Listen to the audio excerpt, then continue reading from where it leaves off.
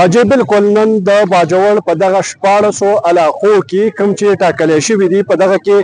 اپریشن سروې کم نن څلورمه ورځ ده. دغه اپریشن کې وختن په وختن باندې چې کوم د خلکو راوتل وشي په دغه کې درنې وشي احتجاجونه وشي بیا په دغه کې نرمي راشي. یعنی دا وخت تاسو کتونکي خبر کما پرون هم یو احتجاجي درنه شوی و د دې نه 2 ورځې وړاندې هم دغه احتجاجي درنه شوی و د سابقه امینې ګلظفر په مشرۍ کې.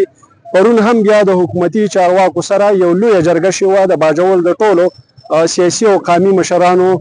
ترڅنګ په دغه کې دغه ډېرې اهمې خبرې شوې وې چې نن به د باجوړ په هم په دې مقام باندې کوم چې د ماموند سیمه ده دلته زما شا کې یو کسټم هاوس دی په دغه کې دغه ټول خلک راټول شوي. نن مازدیګر د 4 بجو پورې به دا قومي او سیاسي مشران یو فیصله کوي او دغه خلک به بیا ورځي حکومت ته او خپله فیصله به حکومت ته وړاندې ږدي.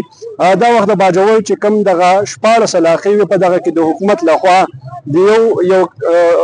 د 1 اګست پورې کرفیو چې کوم د هغه نافذ کړی شوی وه ولې د دغه جرګو دوران په دغه کرفیو کې نرمي شوې ده او نن دلته دغه جرګه روانه ده. دغه جرګه به نن ډېرې اهمې فیصلې هم کوي. په دغه جرګه کې تاسو ګورئ چې دلته یو شمېر په سوونو خلک چې دي عام خلک او دغه شان د باجوړ زیاتره د سیاسي ګوندونو مشران چې دي هغه ګډون لري.